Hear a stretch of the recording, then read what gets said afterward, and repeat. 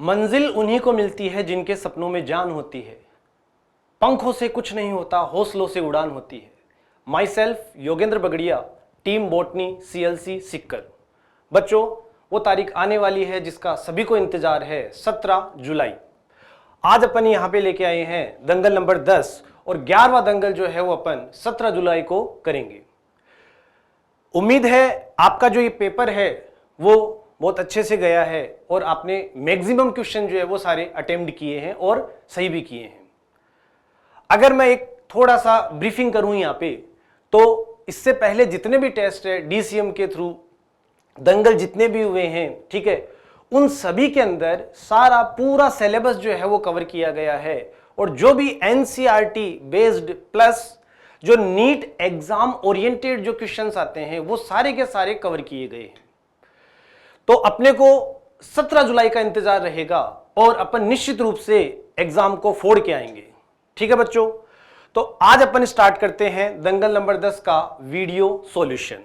तो question number 151, larger animal like bird mammals are usually stuffed and preserved in. बड़े प्राणी जैसे पक्षी स्तनधारियों को प्राय भरकर परिरक्षित करते हैं। प्रिजर्व्ड मतलब प्रिजर्व्ड का मीनिंग क्या हुआ? डेड फॉर्म के अंदर।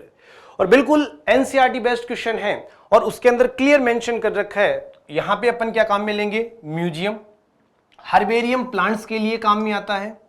जूलॉजिकल पार्क जो है वो आपके स्पेशली एनिमल्स के लिए होता है और उसमें लिविंग फॉर्म के अंदर या जीवित अवस्था के अंदर जीवों को रखा जाता है।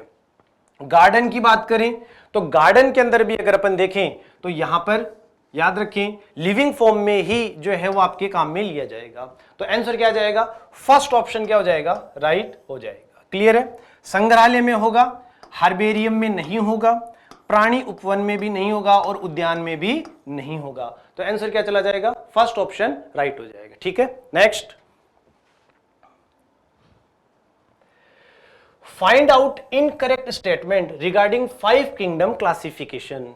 5 जगत वर्गीकरण के संदर्भ में गलत कथन का पता लगाइए। जो RH विटेकर का जो 5 किंगडम था उसके अकॉर्डिंग क्या है? All unicellular eukaryotes are placed in Monera. बिल्कुल गलत है, क्योंकि जितने भी यूकैरियोट्स थे और स्पेशली यूनिसेलुलर जो थे उनको प्रोटिस्टा के अंदर रखा गया था, न कि मोनेरा के अंदर है। तो फर्स्ट ऑप्शन ही गलत हो जाता है। और स्टेटमेंट देख लेते हैं।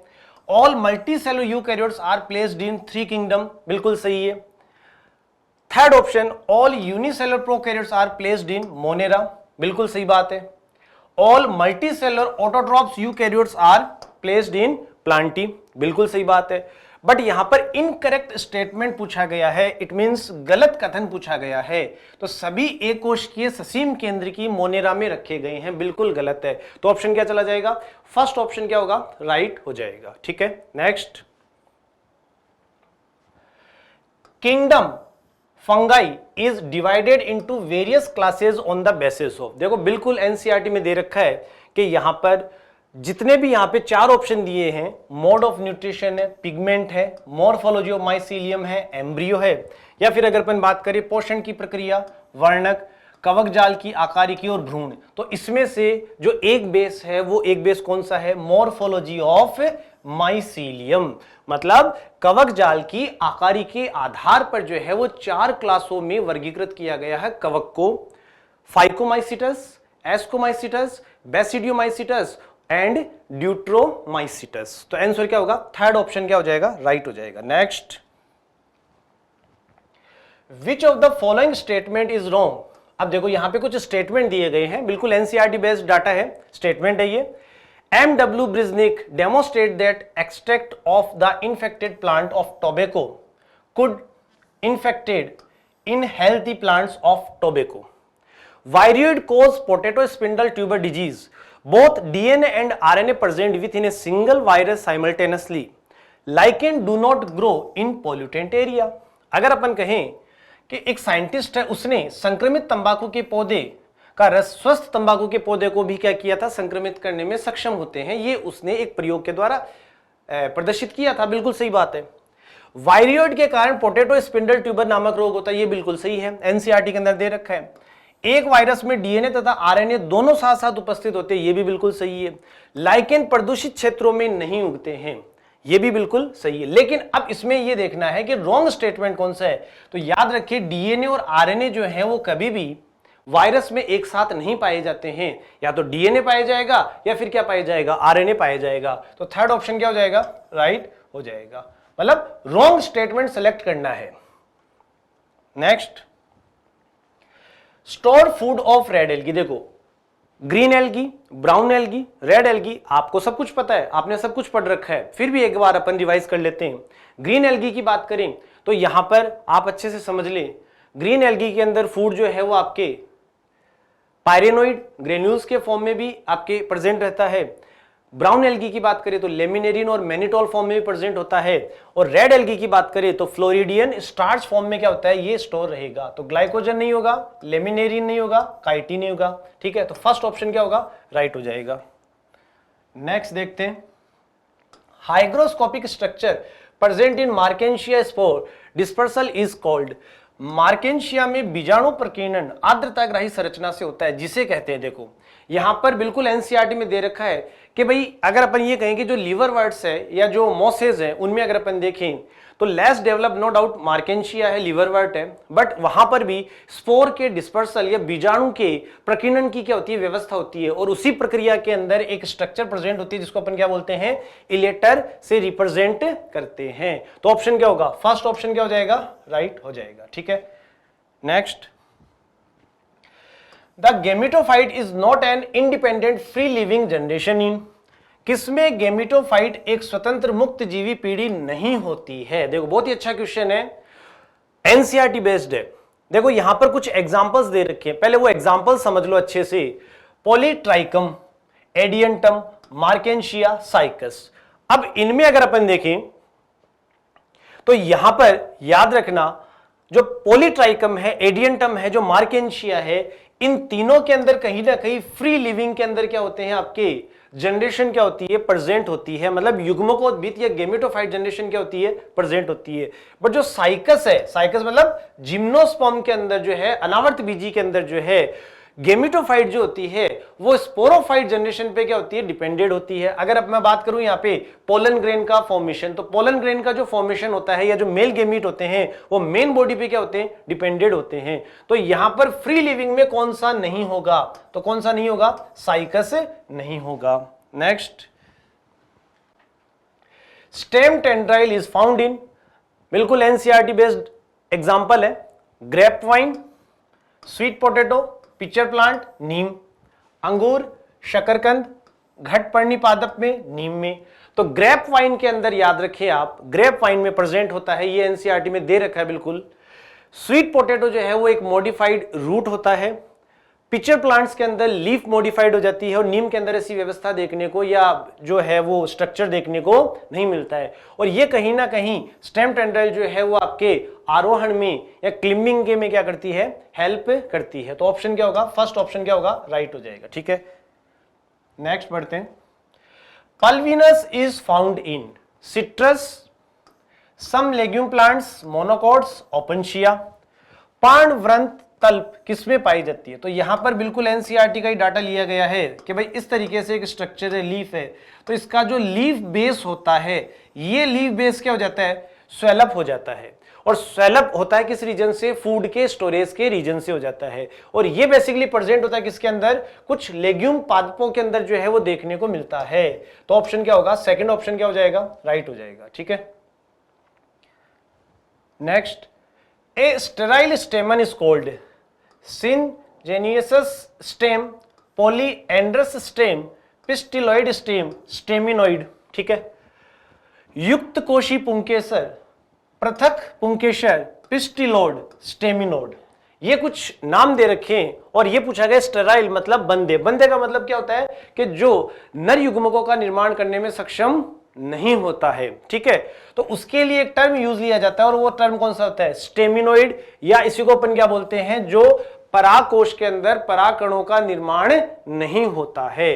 तो ऑप्शन क्या होगा, फोर्थ ऑप्शन क्या हो जाएगा, राइट हो जाएगा। ठीक है, नेक्स्ट देखो, नेक्स्ट क्वेश्चन देखें, लिस्ट ऑफ सम प्लांट्स, कुछ एग्जांपल्स दिए गए हैं ठीक है, एलियम है, मकॉय, मस्टर्ड, पिटूनिया, ल्यूपिन, सेजवानिया।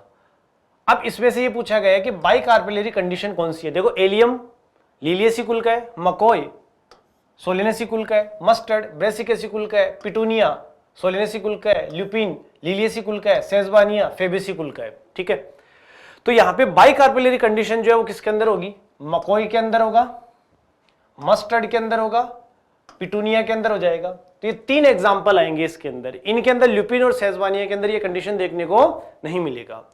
तो यहां पर जो अपना ऑप्शन है वो ऑप्शन क्या हो जाएगा, फर्स्ट ऑप्शन क्या हो जाएगा, राइट हो जाएगा। ठीक है बात, next, sister cell of companion cell is, देखो यहां पर जो एंजियोस्पर्म प्लांट्स है उन एंजियोस्पर्म प्लांट्स के अंदर क्लियरली मेंशन कर रखा है कि जो कंपेनियन सेल है उस कंपेनियन सेल की जो सिस्टर सेल होती है, एंजियोस्पर्म के रिस्पेक्ट में पूछा गया है कि उनकी जो सिस्टर सेल होगी वो सिस्टर सेल कौन सी होगी, आपके सीव ट्यूब एलिमेंट्स होते हैं और ये एक दूसरे के जो है वो आपके क्या होते हैं, क्लोजली एसोसिएटेड होते हैं। और जो कॉम्पेनियन सेल होती है वो कहीं ना कहीं मेटाबॉलिकली रेगुलेट करती है किसको, सीव ट्यूब की जो मेटाबॉलिक एक्टिविटीज होती है उसको रेगुलेट करती है, क्योंकि सीव ट्यूब के अंदर न्यूक्लियस क्या होता है, अब्सेंट होता है, बट जो कॉम्पेनियन सेल है उसके अंदर क्या होता है, न्यूक्लियस प्रेजेंट होता है। तो इसलिए यहाँ पे जो सीव ट्यूब एलिमेंट रहेगा, वेसल्स नहीं होगा क्योंकि ये डेड होता है, ट्रैकिड्स भी नहीं होगा, जिम्नोस्पर्म के अंदर क्या होती है, एल्बुमिनस सेल्स प्रेजेंट होती है, तो ये भी नहीं होगा। तो यहां पर ऑप्शन क्या होगा, फोर्थ ऑप्शन क्या हो जाएगा, राइट हो जाएगा। ठीक है, next 163, organism which breed only once in their life is, देखो यहां पर बिल्कुल एनसीईआरटी का डाटा है, पॉपुलेशन इंटरेक्शन जो है उसके अंदर क्लियरली मेंशन कर रखा है, चाहे वो प्लांट्स हो चाहे वो एनिमल्स हो। कई ऐसे प्लांट्स होते हैं जो अपने लाइफ के अंदर एक से ज्यादा फ्रूटिंग करते हैं और ऐसे ही एनिमल्स भी होते हैं, और कई ऐसे प्लांट्स होते हैं जो लाइफ में ओनली वन टाइम ही फ्रूटिंग करते हैं और एज इट इज एनिमल्स भी ऐसे होते हैं। तो यहां पर क्या पूछा गया है, जो अपनी लाइफ में केवल एक बार ही क्या करे, आपकी ब्रीडिंग करे, तो उसके लिए बिल्कुल एनसीईआरटी का एक डाटा दे रखा है, एक एग्जाम्पल दे रखा है, पैसिफिक साल्मोन फिश जो है वो दे रखा है। ठीक है, तो वो अपने को याद रखना है अच्छे से। तो फर्स्ट ऑप्शन क्या होगा, राइट। 164, रीड गिवन स्टेटमेंट, यहां पे कुछ स्टेटमेंट दे रखे हैं, उनको अपन पहले रीड कर लेते हैं, फिर अपन कंक्लूजन या रिजल्ट पे पहुंचते हैं कि इनमें से कौन सा करेक्ट है और कौन सा इनकरेक्ट है। Peripheral region of secondary xylem is lighter in colour known as heartwood. द्वितीयक जाइलम के परिधीय क्षेत्र को अंतःकाष्ठ कहते हैं जो हल्के रंग का होता है। द्वितीयक जाइलम का परिधीय क्षेत्र मूल से पानी तथा खनिज लवणों को पत्तियों तक पहुंचाता है। Peripheral region of the secondary xylem is involved in the conduction of water and minerals from root to leaf। देखो यहां पर अगर आपने फर्स्ट ऑप्शन अगर सही ढंग से पढ़ा है, ठीक है, तो उसमें बिल्कुल बातें सारी सही है, लेकिन यहां पर हार्डवुड नहीं होगा, यहां पे सैपवुड होगा। ये गलत हो गया स्टेटमेंट, है ना, क्योंकि हार्डवुड जो है वो तो कहां होता है, सेंटर में प्रेजेंट होता है, वो डार्क कलर का होता है। ठीक है, ये किसके रिस्पेक्ट के लिए, ये सैपवुड के रिस्पेक्ट के लिए होता है, तो ये स्टेटमेंट रॉन्ग हो गया। फिर ये जो सेकंड स्टेटमेंट है ये बिल्कुल सही है, तो यहां पर फर्स्ट स्टेटमेंट तो क्या होगा, इनकरेक्ट हो जाएगा, और जो सेकंड स्टेटमेंट है वो क्या होगा, आपके करेक्ट हो जाएगा। तो सेकंड ऑप्शन क्या हो जाएगा, राइट हो जाएगा। ठीक है, next 165, which of the following figure are related to Fucus and Cladophora respectively. देखो यहां पे कुछ डायग्राम दे रखे हैं, एनसीईआरटी में भी मेंशन कर रखे हैं कि यहां पर यह पूछा गया कि फ्यूकस जो है, जो एल्गी है एक, और क्लेडोफोरा भी एक एल्गी है। ठीक है, तो उसके रिस्पेक्ट में कौन सा डायग्राम मैच कर रहा है, फ्यूकस और क्लेडोफोरा के रिस्पेक्ट में। ठीक है, तो यहां पर फ्यूकस के रिस्पेक्ट में याद रखना ये वाला जो डायग्राम है वो मैच करेगा, और जो क्लेडोफोरा है इस क्लेडोफोरा के रिस्पेक्ट में ये वाला डायग्राम क्या करेगा, मैच करेगा। ये क्लेडोफोरा का है, ये फ्यूकस का है, बट यहां पर पहले किसके बारे में पूछा गया है, फ्यूकस के बारे में पूछा गया है, क्लेडोफोरा के बारे में पूछा नहीं गया है। तो यहां पर आइसोगेमस, ठीक है, एनाइसोगेमस और ऊगेमस, ये 3 टर्म आते हैं इसके अंदर, तो उसी के रेस्पेक्ट में जो है यहां पे बोला गया है कि जो साइज के अंदर मॉर्फोलॉजिकली क्या वो आपके डिफरेंट हो। तो ये मॉर्फोलॉजिकली क्या है, डिफरेंट है, बट ये मॉर्फोलॉजिकली क्या आपकी सेम है। ठीक है, जेनेटिकली नो डाउट दोनों ही डिफरेंट है, एक मेल गेमीट होगा और ये क्या होगा, आपके फीमेल गेमीट होगा। तो यहाँ पे मॉर्फोलॉजिकली अगर अपन देखें तो यहाँ पर फ्यूकस जो है वो ये रहेगा और क्लेडोफोरा के लिए ये रहेगा। तो यहाँ पर ऑप्शन क्या हो जाएगा, 165 का ऑप्शन क्या हो जाएगा, थर्ड ऑप्शन हो जाएगा। ठीक है बात, यहाँ पे नेक्स्ट बढ़ते आगे। The vegetative propagation by leaves occur in, देखो यहां पर कुछ कायिक जनन से संबंधित जो है वो कुछ एग्जांपल्स दिए गए हैं और अपने को इनमें से देखना है कि कौन सा है। देखो ब्रायोफिलम, नो डाउट ब्रायोफिलम के अंदर लीफ के थ्रू जो है वो वेजिटेटिव प्रोपागेशन होता है, कायिक परिवर्धन होता है। पिस्टिया के अंदर जो है वो किसके थ्रू होता है, आपके स्टेम के थ्रू होता है। अगर आपने एक नाम सुना हो ऑफसेट, ठीक है, उसके द्वारा होता है, तो ये ऑप्शन नहीं होगा। बिगोनिया और ब्रायोफिलम, ठीक है, बिगोनिया एंड ब्रायोफिलम, ये बिल्कुल सही है, दोनों में प्रेजेंट होता है। अगेव के अंदर पत्र प्रकलिका होती है, बल्बिल होता है। जैस्मीन के अंदर जो है वो आपके स्टेम के थ्रू होता है, स्टेम का मॉडिफिकेशन होता है, उसके थ्रू रिप्रोडक्शन देखने को मिलता है। ब्रायो, तो ये भी नहीं होगा। ब्रायोफिलम और लीलियम, ठीक है, तो यहां पर ब्रायोफिलम के अंदर तो होगा, बट जो लीलियम है उसके अंदर देखने को नहीं मिलेगा लीफ के थ्रू, तो ये ऑप्शन भी नहीं होगा। तो यहां पे ऑप्शन क्या हो जाएगा, राइट। सेकंड ऑप्शन क्या हो जाएगा, इस स्टेटमेंट के रिकॉर्डिंग राइट हो जाएगा, ठीक है। Next, cleistogamous flower can be seen in which plant, ठीक है, उन्मील्य पुष्प किस पादप पे देखने को मिलता है। देखो एनसीईआरटी ने 3 एग्जांपल दिए हैं और वो 3 एग्जांपल अपने को याद रखनी ही है। 2 कंडीशन होती है सेम प्लांट के अंदर, एक तो कौन सा होता है आपके क्लिस्टोगेमस, एक कौन सा होता है आपके चेस्मोगेमस होता है। तो क्लिस्टोगेमस और चेस्मोगेमस, वायोला, ऑक्जेलिस, कोमेलिना, 3 ऐसे एग्जांपल्स है अकॉर्डिंग एनसीईआरटी जो मेंशन कर रखे हैं। तो उसी में से एक एग्जांपल कौन सा है, वायोला हो जाएगा। मेज नहीं होगा, युक्का भी नहीं होगा और हाइडिला भी नहीं होगा। तो यहां पर ऑप्शन क्या जाएगा, सेकंड ऑप्शन क्या हो जाएगा, राइट हो जाएगा, ठीक है। नेक्स्ट बढ़ते हैं। The process of formation of microspore from a pollen mother cell through meiosis. देखो यहां पर क्या पूछा गया है, माइक्रोस्पोर का फॉर्मेशन पूछा गया है या लघु बीजाणुओं के निर्माण के संदर्भ में पूछा गया है। तो याद रखें, चाहे आप माइक्रोस्पोर मदर सेल बोल दो या पोलन मदर सेल बोल दो, इसके अंदर डिवीजन कौन सा होना है, मियोसिस, अर्धसूत्री विभाजन। तो क्या बनने, 4 लघु बीजाणु का क्या होना है, निर्माण होना है। और इसमें गुणसूत्रों की संख्या कितनी होगी, n हो जाएगी। यहां पर गुणसूत्रों की संख्या कितनी होगी, क्रोमोसोम का नंबर कितना होगा, 2n रहेगा। तो इस प्रोसेस को अपन क्या बोलते हैं, क्या माइक्रोगेमेटोजेनेसिस बोलेंगे, नहीं, माइक्रोगेमेटोजेनेसिस तब बोलेंगे जब पोलन ग्रेन का फॉर्मेशन हो रहा हो। तो यहां पे तो माइक्रोस्पोर के बारे में पूछा गया है। मेगा गेमिटोजेनेसिस, तो मेगा गेमिटोजेनेसिस भी नहीं होगा, बट माइक्रोस्पोरोजेनेसिस या लघु बीजाणु जनन जो है उसके अंदर देखने को मिलेगा और ये भी नहीं होगा। तो थर्ड ऑप्शन क्या होगा स्टूडेंट, राइट हो जाएगा। आई बात समझ में, बहुत ही अच्छा क्वेश्चन है। Next, fusion product of 2 polar nuclei with 1 male gametes, 2 ध्रुवीय केंद्र को तथा एक नए युग्मक के साथ सैलियन का उत्पाद है। देखो यहां पर अगर अपन बात करें एम्ब्रियो सैक की, तो यहां पर अपन अच्छे से जानते हैं इस तरीके से स्ट्रक्चर होता है, ये स्ट्रक्चर होता है, इसको बोलते हैं एम्ब्रियो सैक।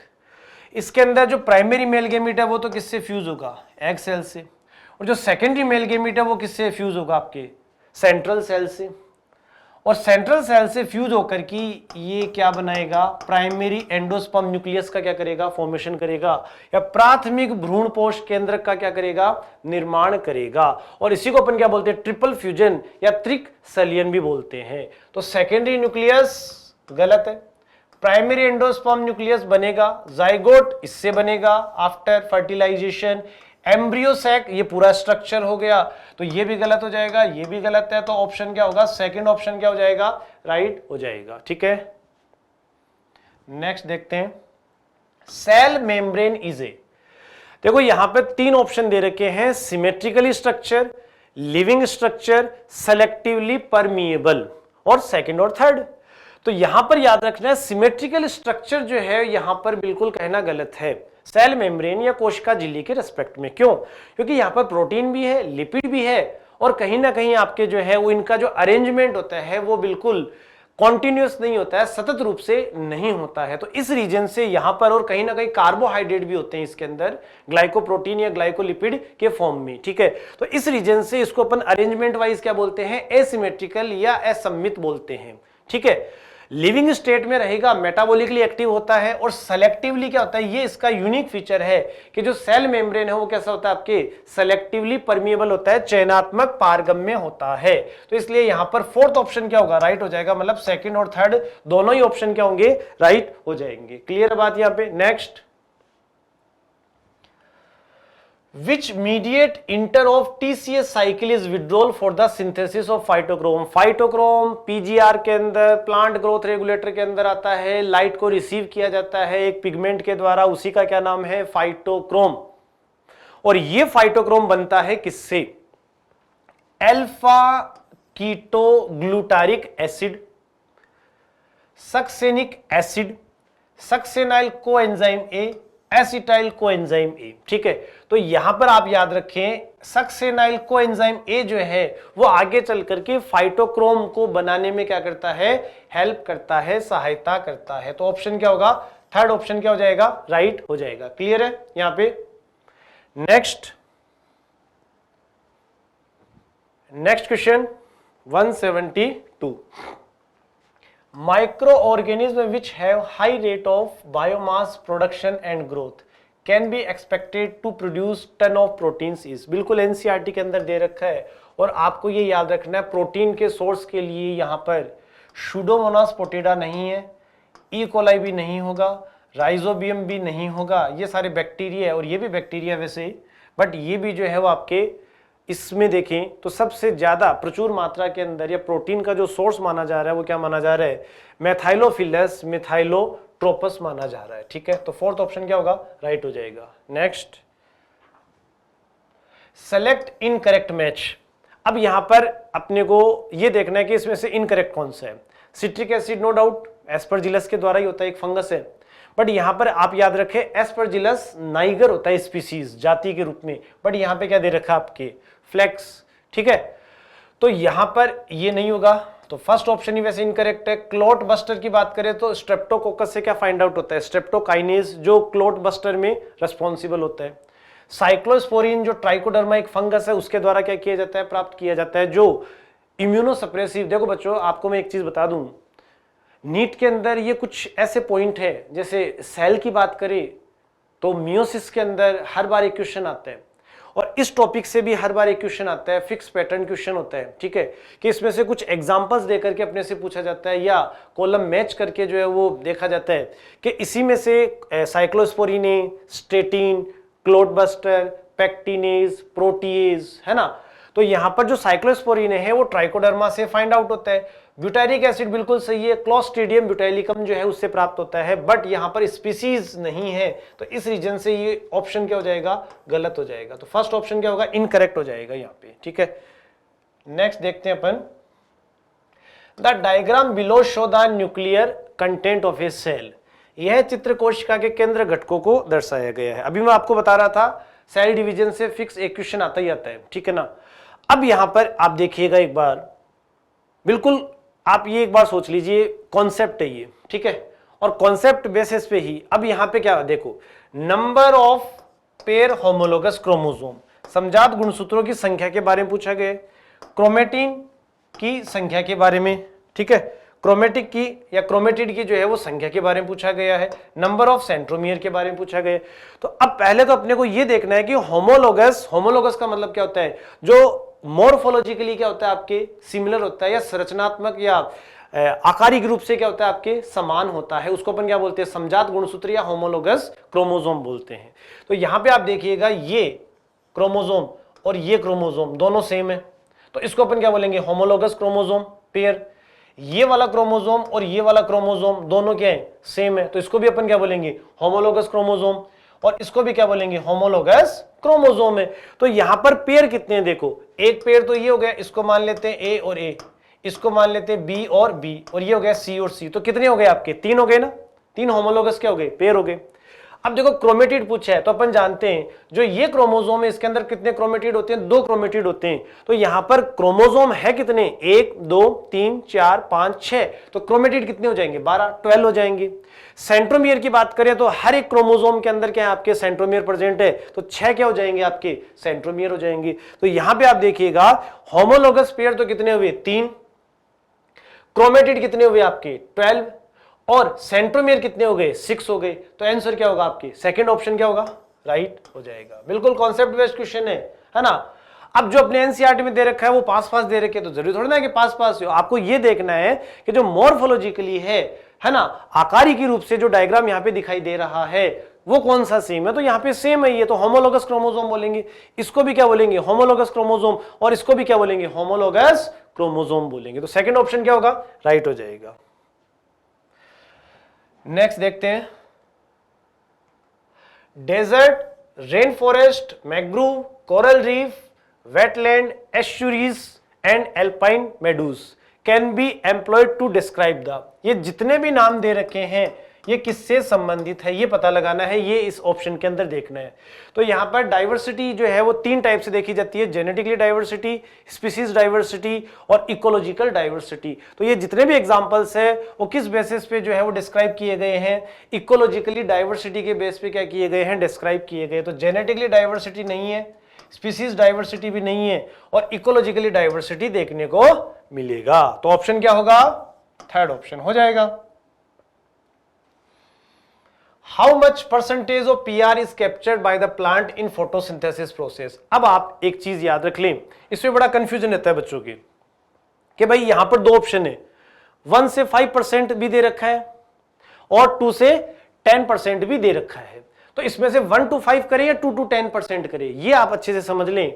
आप ये अच्छे से जानते हैं कि भाई जो लाइट होता है, ठीक है, ये लाइट का अगर अपन देखें तो 50% या 50% से भी कम जो है वो आपके अर्थ पे आता है, और 50% से भी ज्यादा जो है वो आपके एटमॉस्फेयर के अंदर, वायुमंडल के अंदर क्या कर लिया जाता है, कि जितने भी स्तर होते हैं उनके द्वारा अवशोषित कर लिया जाता है, जिसके अंदर जितनी भी हानिकारक विकिरण होती है, हार्मफुल रेडिएशन वगैरह जो होती है, X ray, gamma ray, UV rays जो होती है वो अवशोषित हो जाती है। ठीक है, अब जो 50% जो आ रही है उसी को अपन जो है वो क्या मान के चल रहे हैं, PAR, फोटो एक्टिव रेडिएशन मान के चल रहे हैं।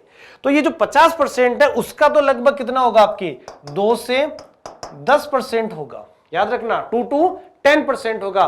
बट जो इंसिडेंट सोलर रेडिएशन है उसका कितना परसेंट होगा, 1 to 5% होगा। भाई जो लाइट आ रही है उसका PR के रूप में, फोटो एक्टिव रेडिएशन के रूप में जो कितना हो जाएगा आपके 2 से लेकर के 10%। बट अगर अपने को लाइट के बारे में पूछा जाए या ISR के बारे में पूछा जाए तो आंसर क्या होगा, 1 से लेके 5% हो जाएगा। तो आंसर क्या होगा, PR के रिस्पेक्ट में क्या हो जाएगा, इकोलॉजी के अंदर जैसा क्वेश्चन होगा उसी के अकॉर्डिंग आंसर जो है वो आएगा।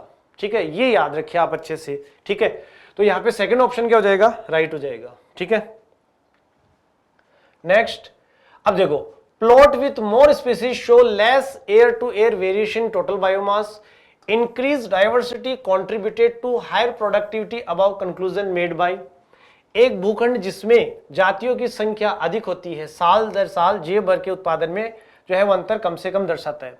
विविधता बढ़ने पर उत्पादकता भी बढ़ती है। उपरोक्त निष्कर्ष किसने निकाला? तो बिल्कुल एनसीईआरटी के अंदर कुछ साइंटिस्टों के नाम दे रखे हैं, वो अपने को याद रखने। तो यहाँ पे याद रखना, पॉल एलरिच नहीं है, डेविड टिल्मान ने ये बताया था, अलेक्जेंडर हम्बोल्ट ने भी नहीं बताया, और रॉबर्ट मे ने भी नहीं बताया। तो ऑप्शन क्या होगा यहाँ पे, सेकंड ऑप्शन क्या हो जाएगा, राइट हो जाएगा। ठीक है, नेक्स्ट देखते हैं, the product form from glycolysis. तो ग्लाइकोलाइसिस के द्वारा क्या बनता है, बिल्कुल 10 स्टेप्स याद रखनी है एज इट इज, और उसका एंड प्रोडक्ट क्या होता है, पायरुवेट होता है, पायरुविक एसिड होता है, और साथ ही साथ ATP बनता है और NADH2 भी बनता है। तो ऑप्शन क्या होगा, सेकंड ऑप्शन, राइट।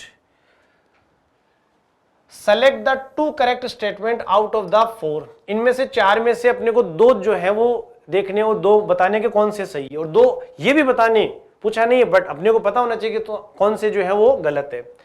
एलोलैक्टोज में bind with repressor and inactivated it, बिल्कुल सही है। लैक्टोज भी दे रखा है और एलोलैक्टोज भी दे रखा है, दोनों ही दे रखे हैं। तो ये जो है रिप्रेसर प्रोटीन के साथ में क्या हो जाते हैं, बाइंड अप हो जाते हैं और इसकी एक्टिविटी को सप्रेस कर देते हैं, बिल्कुल सही है। In the absence of lactose the repressor bind with the operon, बिल्कुल सही है भाई। ये इस तरीके से जीन अगर अपन बात करें तो IPOZYA ये होता है। तो ये सेकंड स्टेटमेंट सही है। Z gene code परमिएज, Z gene beta galactosidase को कोड करता है, तो गलत है। आई gene code for activator protein, activator protein नहीं होता, रिप्रेसर प्रोटीन होता है, तो ये भी गलत हो गया। तो यहां पर ए और बी तो क्या हो गई सही, और सी और डी क्या हो गए गलत हो गए। तो सेकंड ऑप्शन क्या हो गया राइट हो जाएगा, क्योंकि यहां पर पूछा गया है कि यहां पर कौन सा स्टेटमेंट सही है। ठीक है, नेक्स्ट क्वेश्चन। अब कुछ स्टेटमेंट दे रखे हैं और अपने से पूछा गया फोटोकेमिकल फेज। अब फोटोकेमिकल फेज का मतलब क्या होता है, लाइट रिएक्शन, लाइट रिएक्शन होता है। ठीक है, तो वाटर स्प्लिटिंग लाइट रिएक्शन में होता है, रिडक्शन ऑफ नहीं होता, वो डार्क रिएक्शन में होता है, बायोसिंथेसिस पाथवे होता है, यूज एटीपी नहीं, एटीपी और NADPH2 बनता है तो ये हो जाएगा, ऑक्सीजन रिलीज भी होती है। तो 1, 2 और 3, 3 तो क्या हो जाएंगे आपके राइट और 2 गलत, तो ए, फिर उसके बाद में कौन सा हो जाएगा डी और ई। बट अपने से पूछा क्या गया है, अपने से ये पूछा गया है कि इसमें से नॉट इंक्लूड, तो इंक्लूड कौन सा नहीं होगा, एक तो सी इंक्लूड नहीं होगा और एक बी इंक्लूड नहीं होगा, इट मींस बी एंड सी। तो फोर्थ ऑप्शन क्या होगा राइट हो जाएगा। हाँ बच्चों, next question, form are concerned with, है ना, फॉर्म मतलब फ्रेंड ऑफ आर्क्टा मार्श, तो ये अपने को बिल्कुल याद रखना है, इंटीग्रेटेड वेस्ट वाटर ट्रीटमेंट से रिलेटेड होता है। अब देखो इसके अंदर कुछ डाटा दे रखे हैं और एनसीईआरटी बेस दे रखे हैं। ठीक है, चाहे वो इनवर्टिब्रेट का नंबर हो, चाहे वर्टिब्रेट्स का नंबर हो, चाहे वो आपके फिश का नंबर हो, चाहे आंट्स का नंबर हो, ये सारे डाटा अपने को एज इट इज याद रखने हैं, एनसीईआरटी बेस्ड डाटा जो दे रखे हैं। ठीक है ना, तो इन पे आप एक बार थोड़ा सा जो है वो विशेष ध्यान दे लेना, और इसके अंदर जो जितने भी डाटा दे रखे हैं वो एक बार वापस से माइंड के अंदर रिकॉल कर लेना। ठीक है, तो इसके अंदर आंसर क्या होगा, सेकंड ऑप्शन क्या होगा राइट हो जाएगा। ठीक है, next, well defined nucleus, the genetic material is basically absent, nuclear membrane absent, mesosome present, circular naked DNA। अब इसमें से ये पूछा गया कि करेक्ट स्टेटमेंट प्रोकैरियोटिक के रिस्पेक्ट में कौन कौन से हैं, तो न्यूक्लियस नहीं होता है, जेनेटिक मटेरियल बेसिकली एब्सेंट बिल्कुल गलत, प्रेजेंट होता है, न्यूक्लियर मेम्ब्रेन एब्सेंट बिल्कुल सही है, मीजोसोम प्रेजेंट होता है इसके अंदर, सर्कुलर नेकेड डीएनए भी प्रेजेंट होता है। तो फर्स्ट मतलब थर्ड फोर्थ फिफ्थ 3 स्टेटमेंट सही है, 2 स्टेटमेंट गलत है। तो फर्स्ट ऑप्शन क्या होगा राइट, बिल्कुल एनसीईआरटी बेस्ड डाटा है आपका, सबका पढ़ा हुआ है। क्रोमेटिन कंसिस्ट, क्रोमेटिन के अंदर क्या केवल डीएनए होता है, नहीं। क्या डीएनए और स्टोन होता है, यस अगर अपन कहें, बट और भी है, डीएनए भी है और आरएनए भी है। ठीक है, डीएनए आरएनए स्टोन एंड मतलब ये प्रोटीन आ गए सारे, तो डीएनए आरएनए और प्रोटीन ये तीनों जो है वो किसके अंदर प्रेजेंट होते हैं, क्रोमेटिन के अंदर क्या होते हैं प्रेजेंट होते हैं। Third option right. Next, which phase correspond to interval between the mitotic phase and DNA replication, विभाजन अवस्था तथा डीएनए प्रतिकृतिकरण के बीच के अंतराल से संबंधित अवस्था क्या होती है, G1 S G2 M। मैंने कहा ना सेल साइकिल सेल डिवीजन से फिक्स होता है, एक क्वेश्चन तो आना ही है। ठीक है, तो ये बिल्कुल कॉन्सेप्ट बेस्ड है, इनको अच्छे से समझ ले। तो ये पूछा गया किसके बीच में, माइटोटिक फेज और डीएनए रेप्लिकेशन। तो माइटोटिक फेज कंप्लीट हो गया, अब नेक्स्ट जो स्टार्ट होगा कौन सा, G1 S, है ना, तो ये डीएनए रेप्लिकेशन हो गया। तो इन दोनों के बीच का जो फेज है वो कौन सा हो गया आपकी G1 फेज हो जाएगा। याद रखना, which phase correspond to interval between the mitotic phase और डीएनए, मतलब माइटोटिक फेज और G1 और S, क्योंकि रेप्लिकेशन पूछा है ना यहाँ पे, तो रेप्लिकेशन और माइटोटिक के बीच का जो गैप वो कौन फिल करेगा, वो G1 फेज क्या करेगा फिल करेगा। तो थर्ड ऑप्शन इसका क्या होगा राइट हो जाएगा। नेक्स्ट, सेंट्रियोल अंडरगो डुप्लीकेट, तो सेंट्रियोल कब डुप्लीकेट होता है, सेंट्रियोल डुप्लीकेट कब होगा, S फेज के अंदर, G1 S G2 M S phase में डुप्लीकेट होगा। And big to move interphase होगा इसके अंदर, एस फेज के इंटरफेस के अंदर, और मूव कब करेगा, प्रोफेज के अंदर मूव करेगा, ऑपोजिट पोल की तरफ क्या होगा आपके पहुंच जाएगा यहाँ पे, और यहां पर इस तरीके से फॉर्म हो जाएगा। ठीक है, इस तरीके से फॉर्म हो गए आपके, तो प्रोफेज में मूव कर जाएगा, और ये किसके अंदर देखने को मिलेगा, माइटोसिस के अंदर देखने को मिलेगा। एस फेज, अंतरावस्था, पूर्व अवस्था और माइटोसिस। तो ऑप्शन क्या होगा, फर्स्ट ऑप्शन राइट।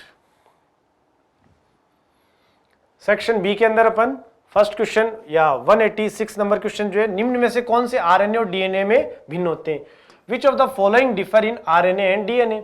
यहां पे अपने को याद रखना है कि भाई अगर अपन कहें एक तो शुगर के अंदर डिफरेंस होता है, डीएनए में तो कौन सा होता है डीऑक्सी शुगर, और आरएनए में कौन सा होता है राइबोऑक्सी शुगर होता है। और दूसरा डिफरेंस जो होता है वो किसके बीच में होता है आपकी डीएनए के अंदर तो क्या होता है एडिनिन, ग्वाइनिन, थाइमिन और साइटोसिन, और आरएनए में क्या होता है एडिनिन, ग्वाइनिन, यूरेसिल और साइटोसिन होता है। तो ये डिफरेंस होगा किसके बीच में। अब ये किसके अंदर आते हैं ये देखना अपने को, तो ये किसके अंदर आएंगे आपके पिरिमिडीन के अंदर आते हैं। प्यूरिन के अंदर कौन से आते हैं ए जी, और पिरिमिडीन के अंदर कौन से होते हैं सी यू टी। ठीक है, तो शुगर के अंदर डिफरेंस है और पिरामिडीन के अंदर भी डिफरेंस हो गया, तो फोर्थ ऑप्शन राइट है। Next, which is always negative, कौन सा हमेशा ऋणात्मक होता है। ठीक है, तो याद रखना solute potential, diffusion pressure deficit, pressure potential, suction pressure, तो इनमें से हमेशा नेगेटिव कौन सा रहेगा सोल्यूट पोटेंशियल, क्योंकि वहां पर एनसीईआरटी में दे रखा है कि जो वाटर पोटेंशियल है जो जल विभव है उसके रेस्पेक्ट में कि अगर आप एक सोल्यूट भी ऐड करोगे तो उसका ऑल ओवर इंपैक्ट जो है जल विभव पर या वाटर पोटेंशियल पे जो है वो आपके क्या रहेगा नेगेटिव इंपैक्ट रहेगा, तो फर्स्ट ऑप्शन राइट है। Next, the fat of pyruvate depend on, देखो अब पायरुवेट से या पायरुविक एसिड जो ग्लाइकोलाइसिस का एंड प्रोडक्ट है वो आगे चल करके कौन से प्रोडक्ट में कन्वर्ट होगा, ये डिपेंड करता है किस पे कि कंडीशन कौन सी है, एरोबिक कंडीशन है कि कौन सी है एनएरोबिक कंडीशन है ना।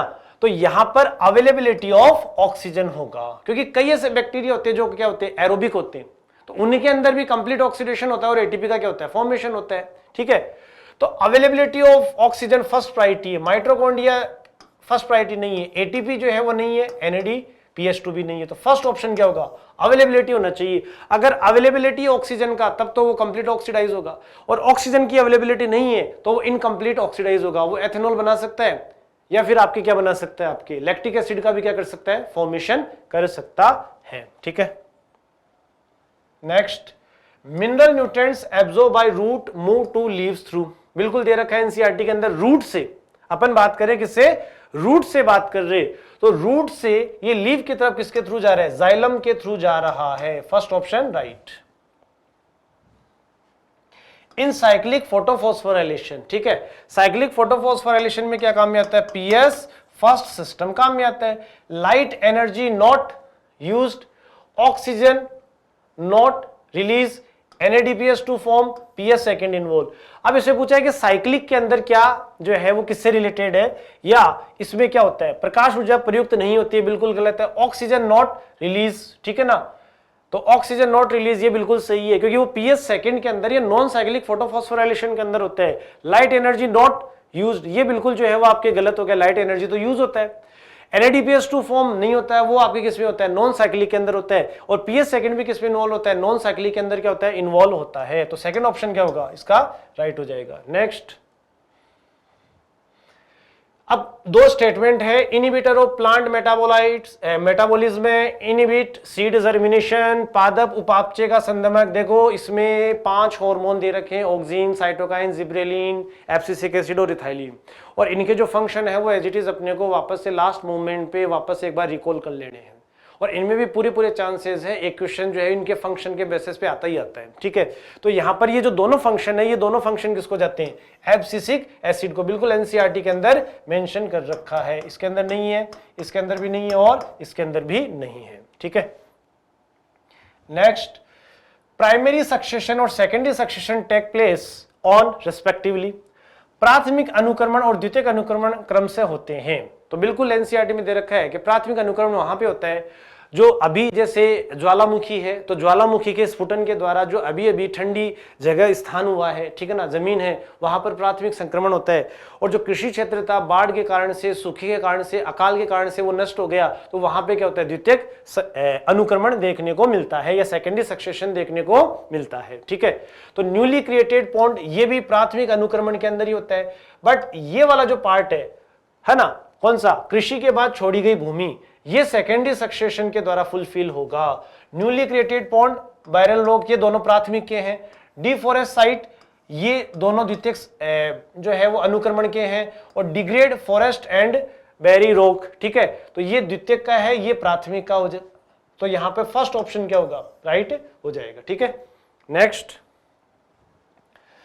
विच of the following mRNA is translated completely. अब इसमें से 4 स्टेटमेंट है, बहुत ही अच्छा क्वेश्चन है, आप एक बार इसको देखिएगा कि भाई जो mRNA है उस mRNA का sequence AUG, UAA, UAA, AAG, AAA। ठीक है, यहां पर ये पूछा गया कि इनमें से कौन से ऐसे सीक्वेंस है जो कंप्लीटली ट्रांसलेटेड होते हैं, मतलब प्रोटीन का या अमीनो एसिड का फॉर्मेशन होता है। तो देखो यहां पे क्या आ गया, स्टॉप कोडोन आ गया।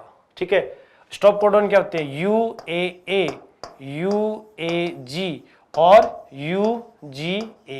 तो स्टॉप कोडोन कौन सा होगा आपके, यहाँ पे देखना UAA, क्या हो जाएगा, UAA हो जाएगा। तो यहाँ पे तो एक ही अमीनो एसिड बना मेथियोनिन, उसके बाद में अमीनो एसिड बनेंगे ही नहीं यहाँ पे। लेकिन यहाँ पे देखो AUG, CUC, UUC, CC, UGA, इनसे पूरे के पूरे क्या बनेंगे, आपके अमीनो एसिड बनेंगे। अब आप कहोगे कि यहाँ पे UGA पे तो स्टॉप कोडोन है, तो याद रखना स्टॉप कोडोन तो चाहिए, तभी तो क्या होगा, जितना प्रोटीन या जितना अमीनो एसिड बनना चाहिए उतना अमीनो एसिड बनेगा। तो यहाँ पर नो डाउट बनेंगे तो 3 अमीनो एसिड, बट यहाँ पे स्टॉप कोडोन आ गए आपके। यहाँ पे भी क्या है, स्टॉप कोडोन है, यहाँ पे भी क्या स्टॉप कोडोन, बट कंप्लीटली तो बन रहा है ना, बट यहाँ पे तो बीच में क्या गया, स्टॉप कोडोन आ गया, जिससे ये कंप्लीटली नहीं बनेगा। तो यहाँ पर याद रखें ट्रांसलेटेड कंप्लीटली BCD। तो थर्ड ऑप्शन क्या होगा, right. Which one of the following pair is incorrectly matched in respect to the crop variety for disease resistant? बच्चों अच्छे से समझ लेना, बता रहा हूं आपको, एक क्वेश्चन फिक्स आता है इससे। जितने भी वेराइटी दे रखा है, जितने भी रेजिस्टेंट वेराइटी दे रखा है, वो सारे के सारे जो इंडेक्स दे रखी है एनसीईआरटी के अंदर, वो अच्छे से याद रख लेना। तो यहां पर अगर अपन देखें तो जो फोर्थ ऑप्शन है, वो फोर्थ ऑप्शन क्या होगा, इनकरेक्ट हो जाएगा। आपको याद रखना है ये चीज। अब देखो यहां पे कुछ स्टेटमेंट दे रखे हैं, cool leaf surface, transport mineral to all part of plant, supply water. अब इनमें से ये पूछा गया है कि ट्रांसपिरेशन से रिलेटेड बिल्कुल एक पॉइंट दे रखा है, फोटोसिंथेसिस, ट्रांसपिरेशन, कंपनसेशन। ठीक है, वहां पे आपको अच्छे से समझ लेना है, कूल लीफ सरफेस होगा, ट्रांसपोर्ट मिनरल्स भी होगा, सप्लाई वाटर भी होगा, ट्रांसपोर्ट ये नहीं होगा, मेंटेन शेप ये भी होगा। तो 1, 2, 3 और 4, ये 4 ऑप्शन क्या हो जाएंगे, राइट हो जाएंगे। मतलब A, B और फिर उसके बाद में क्या हो जाएगा आपके C, और फिर उसके बाद में क्या हो जाएगा आपके E हो जाएगा, D नहीं होगा। तो फोर्थ ऑप्शन क्या होगा, राइट हो जाएगा। ठीक है, next, which of the following pair is wrongly match.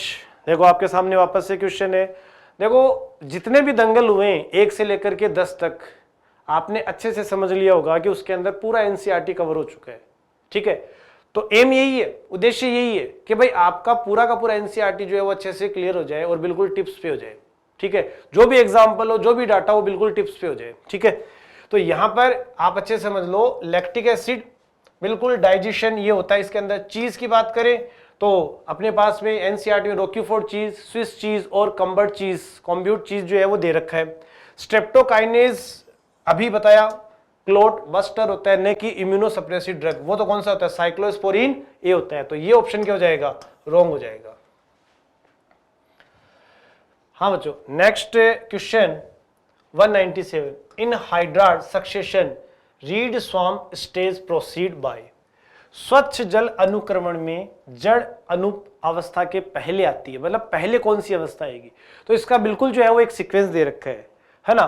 Phytoplankton दे रखा है, सबमर्ज्ड प्लांट दे रखे हैं, सबमर्ज फ्री फ्लोटिंग प्लांट दे रखे हैं, रीड स्वाम स्टेज दे रखा है, मार्सी मेडो एरिया दे रखा है, और लास्ट में जो है स्क्रब और आपके फॉरेस्ट दे रखा है। तो इससे पहले जो है वो कौन सा स्टेज आएगा, फ्लोटिंग स्टेज जो है वो देखने को मिलेगा। कौन सा स्टेज है, फ्लोटिंग स्टेज जो है रहेगा। तो ऑप्शन क्या होगा, सीक्वेंस याद रखना है बिल्कुल। ठीक है, next question, functional aspect of ecosystem is. देखो पारितंत्र के क्रियात्मक पक्ष को दर्शाता है। 2 चीजें दे रखी है, स्ट्रक्चरल और फंक्शनल कंपोनेंट। तो स्ट्रक्चरल में आप याद रखें, स्ट्रक्चरल में क्या आते हैं, बायोटिक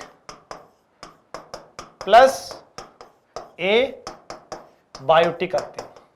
और फंक्शनल के अंदर मैं आपको बोल देता हूं 4 पार्ट है, प्रोडक्टिविटी है, एनर्जी फ्लो है, न्यूट्रिएंट साइकिल है और डीकॉम्पोजिशन है। तो यहां पर स्ट्रक्चरल ये पार्ट है, बट एनर्जी फ्लो जो है वो क्या हो जाएगा आपके फंक्शनल एस्पेक्ट से हो जाएगा, second option. Next question, to avoid summer related problem snail undergo, गर्मी से संबंधित समस्याओं से बचने हेतु घोंघा प्रदर्शित करता है एस्टिवेशन, हाइबरनेशन, माइग्रेशन, रेगुलेशन। ग्रीष्म निष्क्रियता, शीत निष्क्रियता, प्रवास और नियमन। ठीक है, तो यहां पर याद रखें कई ऐसे स्नेल होते हैं, घोंघे होते हैं जो एडवर्स कंडीशन के अंदर, प्रतिकूल परिस्थिति में क्या होते हैं, ऐसी अवस्था में चले जाते हैं जहां पर बाहर की तुलना में जहां पर वो उपस्थित होते हैं वहां पर अनुकूलित तापमान होता है। और ये कब होता है आपके एस्टिवेशन के दौरान, क्योंकि समर सीजन है ना, ग्रीष्म निद्रा उसके अंदर देखने को मिलता है। हाँ बच्चों, next question, which one is not a evil quartet. ठीक है, नहीं है। हैबिटेट लॉस, फ्रेगमेंटेशन है, ओवर एक्सप्लॉयटेशन भी है, को इवोल्यूशन नहीं है, को एग्जिस्टेंस है। ठीक है, एलियन स्पीसीज भी है बट को इवोल्यूशन नहीं है इसका पार्ट। आवासीय हानि, विखंडन, अतिदोहन, सह विकास नहीं है, विदेशी प्रजाति आक्रमण। तो ऑप्शन क्या होगा, थर्ड ऑप्शन हो जाएगा। ठीक है, बिल्कुल एनसीईआरटी बेस्ड डाटा है। एनसीईआरटी में जितने भी डाटा दे रखे हैं, डायग्राम दे रखे हैं, जैसे पाई चार्ट भी दे रखे हैं इनवर्टिब्रेट्स, वर्टिब्रेट्स, प्लांट्स का, तो वो भी अपने को याद रखना है। तो इस तरीके से बच्चों अपन ने सारे क्वेश्चन 1 बाय 1 करके एनसीईआरटी बेस्ड हर एक चैप्टर को कवर करते हुए, है ना, हर एक टॉपिक को जो है वो कवर करते हुए। ठीक है बच्चों, दंगल 10 आज अपन ने कंप्लीट कर लिया है, दंगल 11 17 जुलाई को। ठीक है, एक ही बात आपसे बोलूंगा, एग्जाम रूम के अंदर आप जैसे बैठो तो बिल्कुल माइंड को फोकस करके बैठना है। 3 घंटे के लिए आपको बिल्कुल माइंड को फोकस करना है और आपको वो सारी चीजें याद रखनी है और याद आपको माइंड में रखना है जो आपने पूरे साल भर मेहनत की है, चाहे वो आपके कैंप अटेंड करके किया हो, माइनर, मेजर, डीसीएम, दंगल, जितने भी हैं सारे क्वेश्चन जो है जो अपन ने सोल्व किए हैं हर एक सब्जेक्ट के अंदर है। बिल्कुल फोकस होकर बैठना है 3 घंटे के लिए, माइंड को मेंटली प्रिपेयर जो है वो आपके करना है। ठीक है, ऑल द बेस्ट।